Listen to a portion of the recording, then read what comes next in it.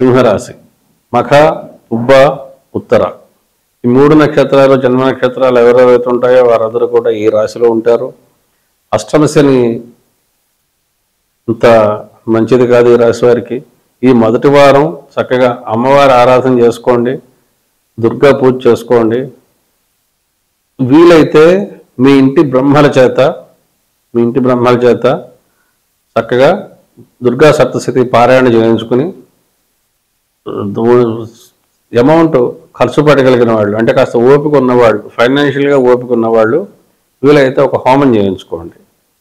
దీనివల్ల ఏంటంటే సంతానం వల్ల వచ్చేటటువంటి సమస్యలు, వాళ్ళ వివాహాల వల్ల వచ్చేటటువంటి సమస్యలు ఇవన్నిటి నుంచి కూడా కాస్త ఊరట కలుగుతుంది. అష్టమ శని ప్రభావం తగ్గుతుంది. ఇందులో ఏంటంటే సడన్గా హార్ట్ అటాక్స్ రావడం కానీ, లేకపోతే స్ట్రోక్స్ రావడం కానీ, లేకపోతే సడన్గా హాస్పిటలైజేషన్ అయ్యేటటువంటి లక్షణాలు ఈ రాశి వాళ్ళకి బాగా ఎక్కువగా ఉన్నాయి. అందువల్ల తప్పనిసరిగా జాగ్రత్తలు తీసుకోవాల్సినటువంటి రాశి ఏదైనా ఉంది అంటే అది సింహరాశి.